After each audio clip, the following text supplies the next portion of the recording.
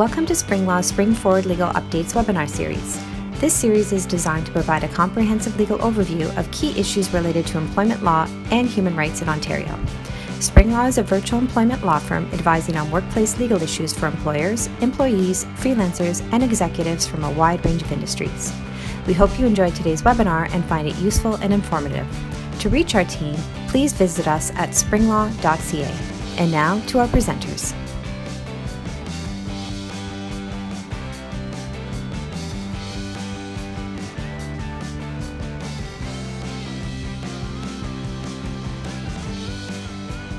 Good morning.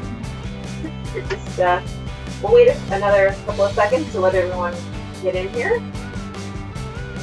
Yes, the aisles are filling. People are taking their seats. The orchestra is tuning their instruments. Wouldn't that be nice? The good old days, yeah. Yes, the good old days of going places. I know. It's our final webinar of 2020, and I think, like everybody else, we're okay with starting the new year. okay to move on. Okay, well, it's I think enough people have come on. This is another well-attended webinar. People have a lot of questions about COVID and dealing with it in their workplace. So why don't we jump in? We want to make sure this is a hard stop of 30 minutes because people are wrapping things up for holidays. So we want to give everyone that time. So good morning and welcome to our Spring Forward Legal Updates. Today is the final webinar of 2020, and today we're doing a 2020 wrap-up and an AMA.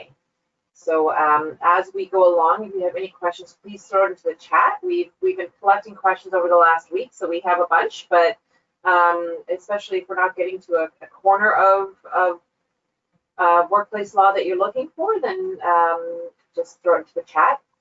My name is Lisa Stam. I'm one of the lawyers here at SpringLaw, and joining me is my esteemed colleague, Hilary Page. And we agreed beforehand that she would do all the hard slides. So I have to say esteemed for sure. If you're one of our clients, you know that we are employment and contracts lawyer at our virtual law firm, and we've been virtual for over 3 years, so this is not just a 2020 thing, based out of Ontario. Welcome to those of you that are new to our webinars. And we hope that you continue to join our webinars throughout 2021. So today, again, it's an AMA. Please ask any questions through the chat function. Feel free to download the slides in the handout section of the software. And finally, if you have any questions or would like to learn more about our firm, please visit our website at springlaw.ca, where you can check out a bunch of our resources, including our award-winning blog posts, our publication for employers on COVID-19 government relief and just laws and rules around COVID-19. Subscribe to our monthly newsletter, information about our innovative subscription program for employers, and our ebook for employees who have been recently terminated, looking for some sort of DIY alternative to traditional legal services. So hop on our website if you'd like to learn anything more about that. Okay, let's jump in. Our presentation roadmap for today is two things. We're going to give you just an overview of what are the important legal updates right now, the current lay of the land, and then jump into the AMA of questions that you've been sending in. So over to you, Hilary. Okay, so we're just going to really quickly breeze through a couple of the key takeaways from 2020. As everyone knows, I'm sure 2020 has been a bit of a roller coaster for employment law, with all of the sort of changes related to COVID and a couple of other changes. So I'm just going to quickly go over a couple of them. So everybody's heard of the infectious disease emergency leave by now, I think. Seems like every webinar is about that to me.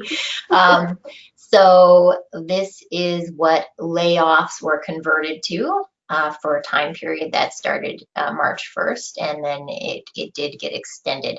So what we need to know now is if you have employees who are on a layoff they're actually on the deemed infectious disease emergency leave until January 2nd, 2021. So that end date of the IDEL is coming up. That's just for employees who you have put on a layoff, not for employees who are saying, hey, I need to take leave because of something related to COVID. So I wouldn't be surprised if the law changes on January 1st, 2021 to extend this, but we'll see. Yeah. Yeah.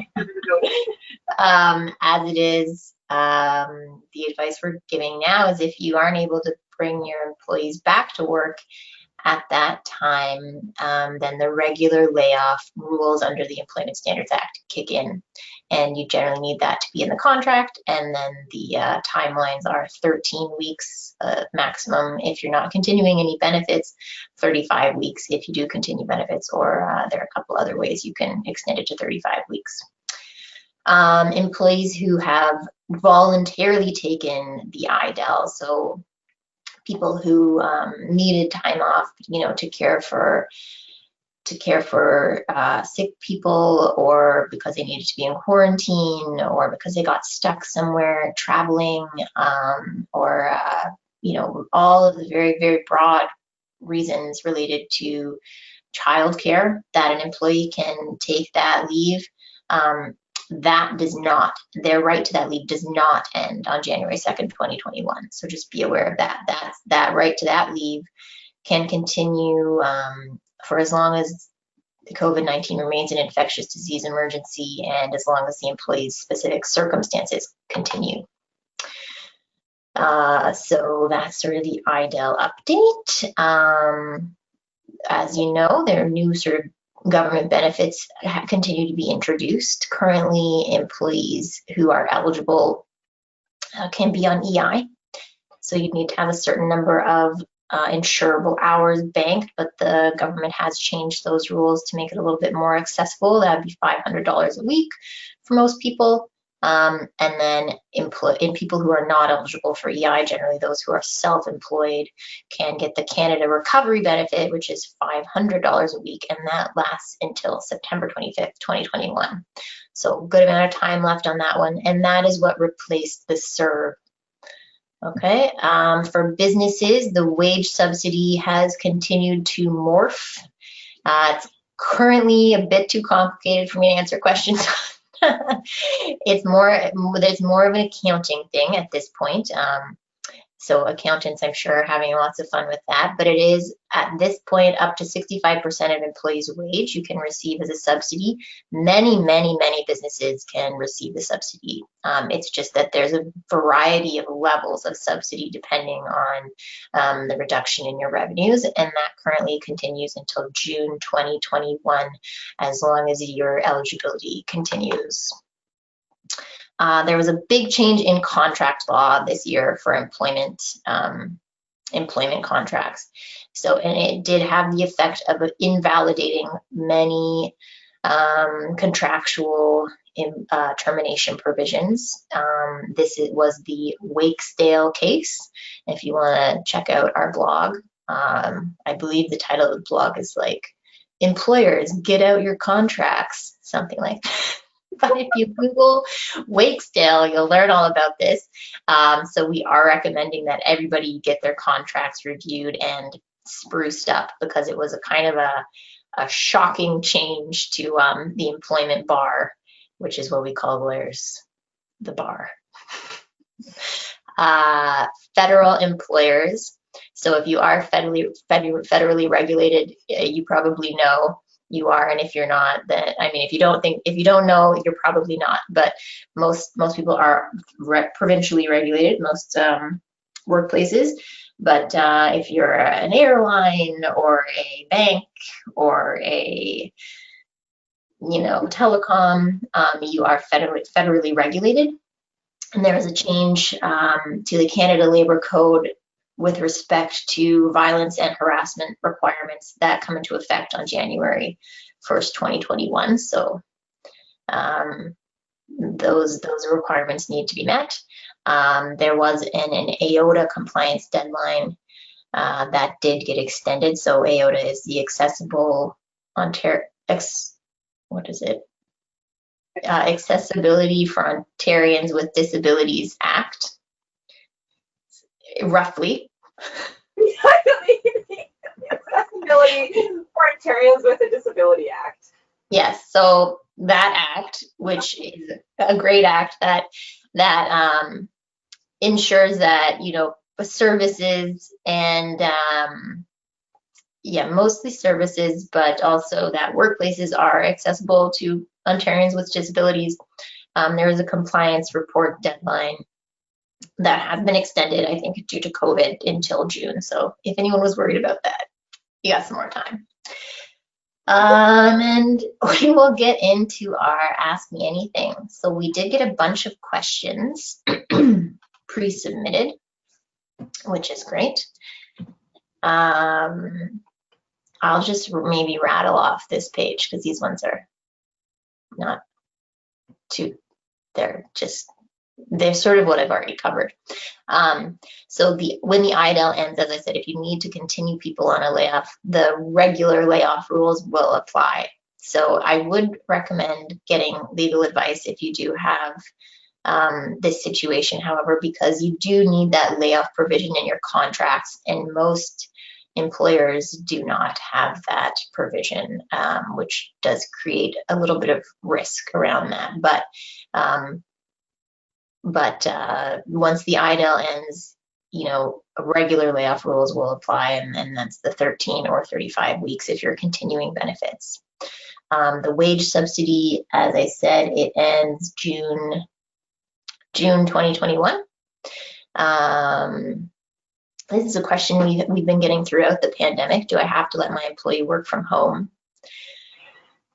In areas where we're in an actual lockdown now, offices are typically not allowed to be open unless there are some sort of essential activity, or there's an exception that applies.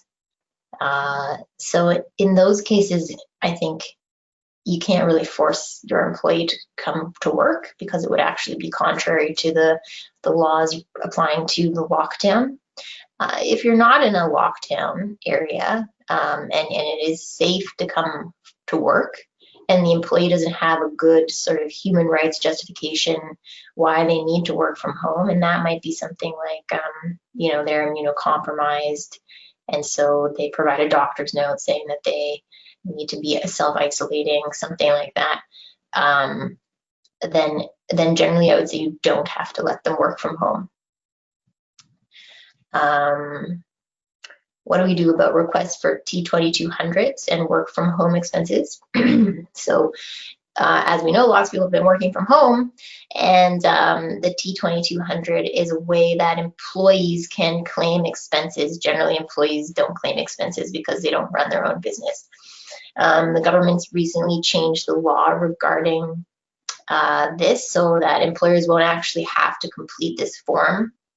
Employees will just be able to claim up to $400 in work from home expenses, or I believe it's $2 a day. Yeah, I just wrote it down there. So employers shouldn't really have to worry about that. That's something that employees need to deal with when they do that.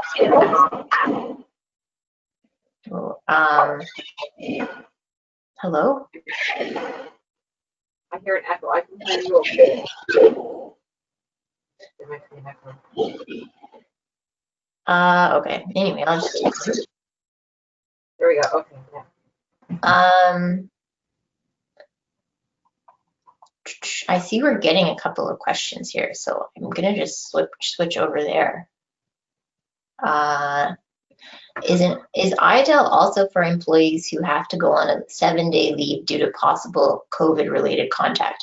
Yes, these employees would be entitled to the IDL. And the IDL is an unpaid leave, so all that it means for you as an employer is you can't fire them for going on that, taking that time off because of a COVID-related contact.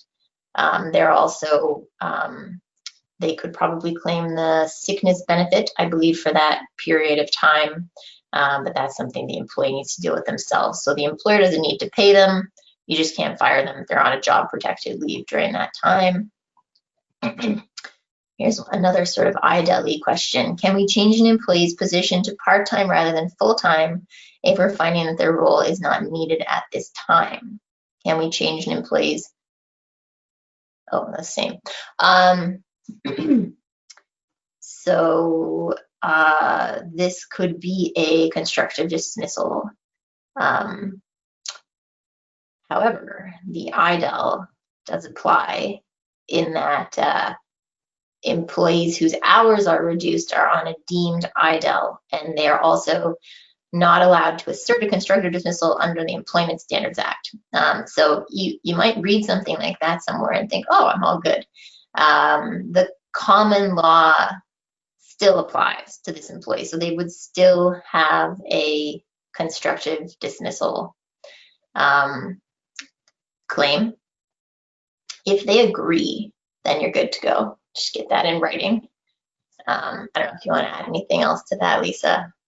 No, I mean, in the earlier part of this year when the pandemic first hit and we didn't have the IDEL yet or any specific guidance around how to deal with layoffs, we kept just advising everybody, have conversations and try and compromise. We're in unprecedented times and we don't know.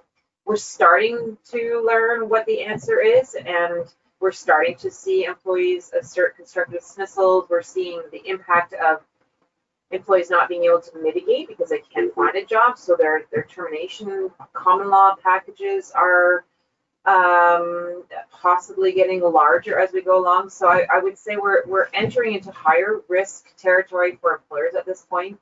And so the more you can have really upfront, open, transparent conversations, you know, hopefully many employees are reasonable and understand there just isn't work, but you know, if there is other work or if you're favoring some employees over others, there is increasingly more recourse for employees. Yes, yeah, totally. Here's another good IDEL question. If the IDEL gets extended and an employee gets temporarily laid off, would you still recommend that we have a layoff provision in our contract? Yes. Yeah, and maybe just to clarify on that point, there is no legal right to lay somebody off unless you happen to have that layoff provision in your contract. And so I think that's something that just wasn't a live issue for the vast majority of workplaces prior to 2020, because layoffs, you know, were more of a seasonal worker type thing. But then all these office workers were hit with facing a layoff, and all these employers who never thought about whether or not they needed a layoff provision in their contract. So unless you have it in the contract, there's no common law right to do it. You're breaching the contract by laying someone off. And yes, the Employment Standards Act has a really detailed section about it, but that only kicks in if you have the legal right to lay off in the first place. So that's why IDEL is such a big deal, is that it's giving workplaces this new layer of paths to take, but it doesn't out that default position. You can't lay off an employee without slotting into one of the right categories. Yeah, and we are seeing employees assert breach of contract for being put on the IDEL as well. So there's no risk-free moves here, I'm afraid. Yeah, this very serious. I was laughing at one of the questions just came in, but I'll wait till we get to it. Sorry. Do you want to answer? Do you want to read that one out? Tell us what's so funny. Well, yeah, I think this is a funny one. An increasing number of work-from-home employers are trying to become a YouTube sensation on the side. That is funny. Employer social media policies changing. I laugh because I have kids who, like, this is their career aspiration. So, and they make millions of dollars, so it's actually a real one. I can't make fun of it anymore. But it's, you know, if they're doing a YouTube channel that is competing with your business, there's all that kind of stuff. If their hours or their overall work product is being impacted because they're not attending, you know, that could be something.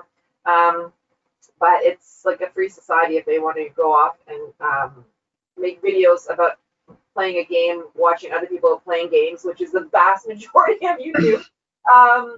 they can certainly do that. It's but I think switching up your social media policies to specify what working from home means. What are the core hours you want people to be there? What are the overall expectations of output that you're expecting? But banning people from any social platform tends to backfire. Yeah. You could ban that they use your name in there, right? Or even equipment for that matter. Yeah. And and certainly like if they're working from home, but they're really becoming a YouTube sensation, then that they're probably violating their contract somehow.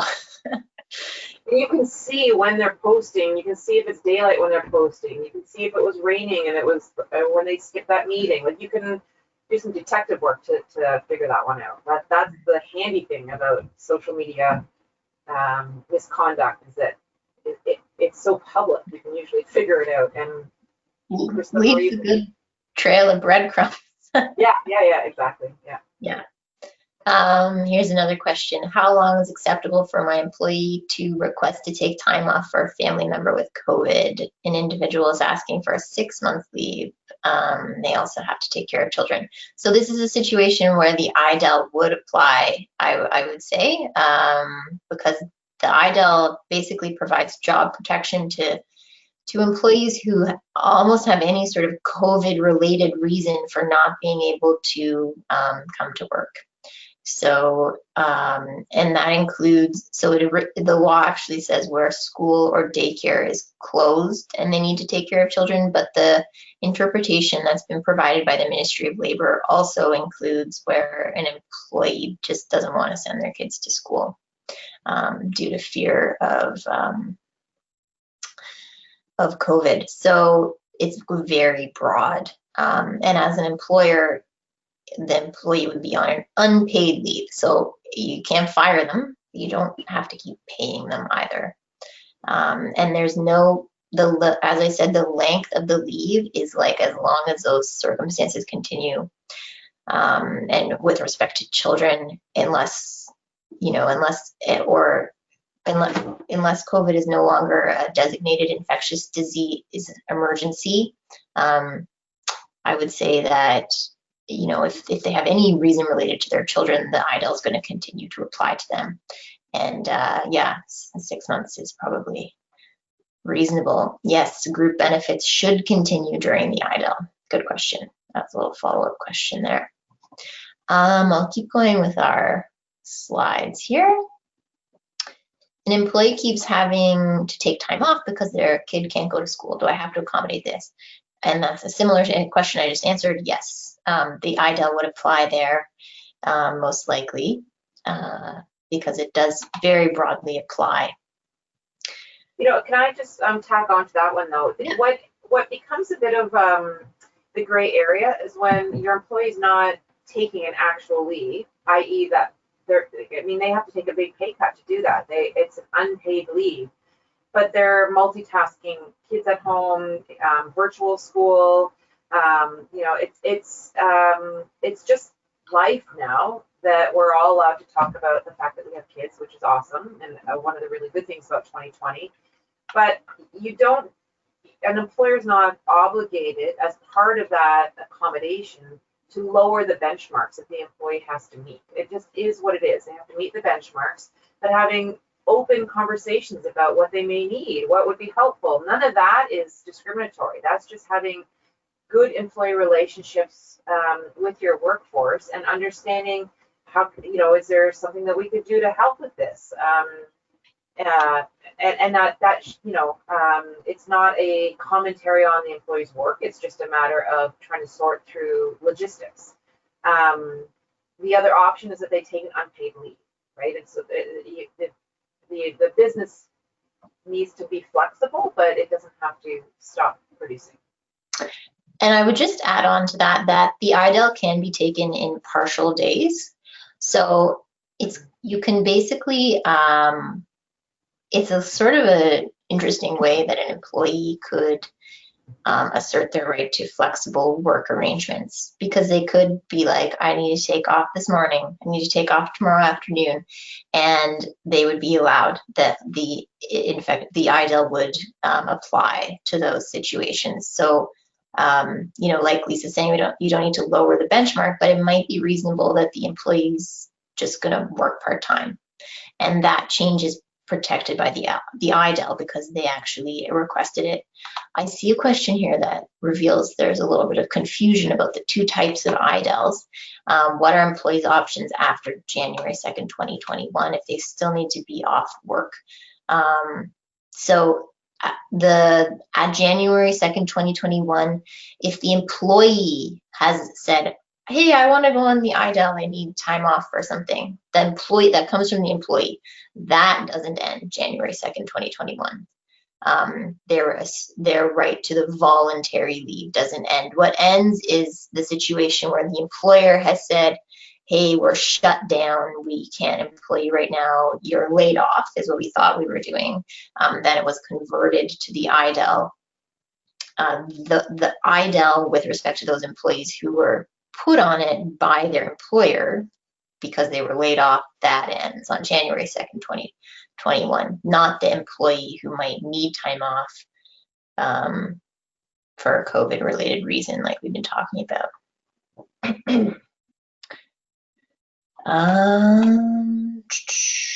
Here's some questions here. So we've had a lot of remote work type of questions come up. What law governs our remote employees if they're working temporarily from another province or country? So typically, I would say that where the employee actually lives and works is the law that applies. But if it's temporary and they're planning to return, let's say they're working in British Columbia, but it's just because they're staying with family there and their job is actually in Toronto and they're going to come back. As long as that there's a strong connection to that Toronto job and the plan is that they will return, I would say that Ontario law would continue to apply. If the continuation of work, that's right out of the ministry guidelines. So if they're coming back, then yeah, I agree. Yeah. Mm-hmm. If you're hiring employees who will be permanently remote, generally the jurisdiction where that employee actually is going to be the law that governs their employment. So if you're hiring, if you've just decided, hey, we're just going to go fully online, I'm going to hire, someone from New Brunswick. New Brunswick law is going to apply to them if they're going to be performing their work in New Brunswick. I see we just have a few minutes left. I don't know if you want to pick a favorite question to answer, Lisa. I just one.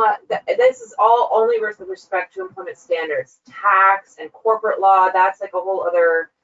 Just to clarify on that, ask another lawyer about those. And I'll just we have a question here. Is the IDEL only for Ontario? I just want to say it is. We're talking about Ontario, but pretty much every province has their own version of the IDEL. So the dates are going to be different, but if you Google infectious disease emergency leave and your province of choice, you should find good information. The federal, and I know there's at least one person on from Alberta when I was seeing who was coming in, and the federal government, obviously that's across the country. The benefits and the wage subsidy, yeah.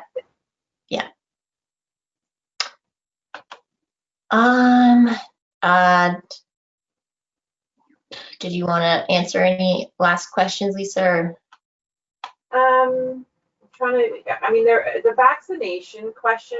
We're probably both hoping to dodge that one a bit, but that's probably front of mind for many people. It finally started to roll out this week, and there was a question that came in: can you refuse an employee to work on site if they decide to refuse to not be vaccinated?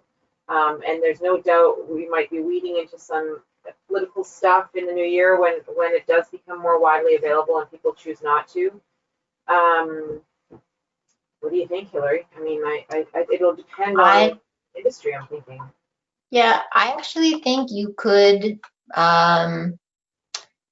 once it's like possible for people to be vaccinated, I think you could require that your employees are vaccinated.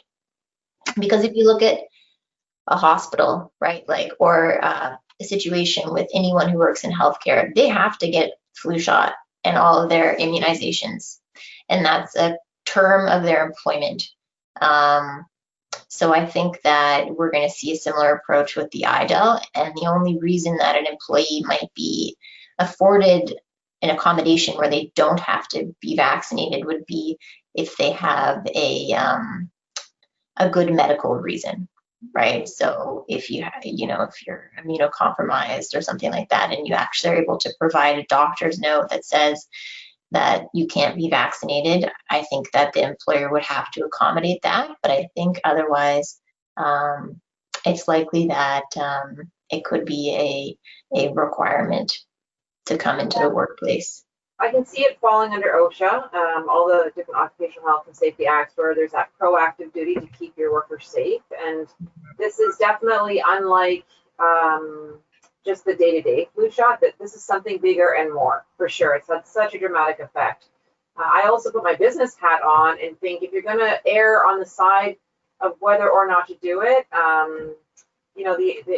the larger business risk is people bringing COVID into your workplace instead of one person being ticked off and maybe even lawyering up against you. In terms of the business risks and probably some health risks, I would say to err on the side of just requiring it, especially if you're a public facing, if you're remote workers, then who cares? But if it's your retail, for example.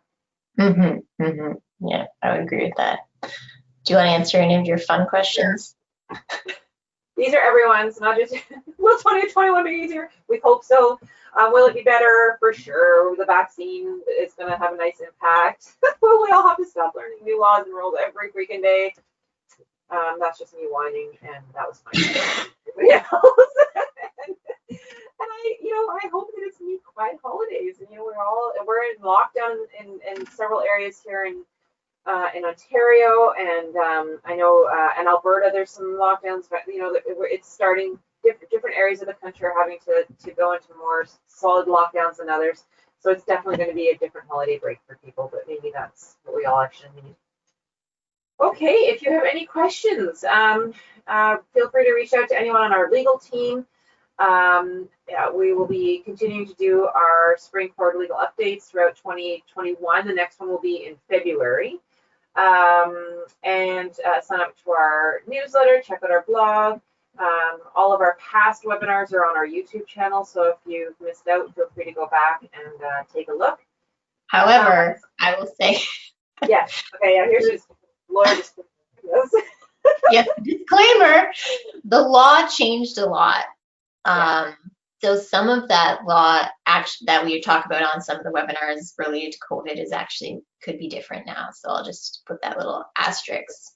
Good point. Yeah, catch the date on that for sure. But you're right. You're correct. Yes. Feel free to follow us on social. And if you have any other questions, like I said, reach out to anyone on our team. And I hope that you all have a wonderful, restful, recovering type of holiday for this year. See you in February. Happy holidays. Holidays.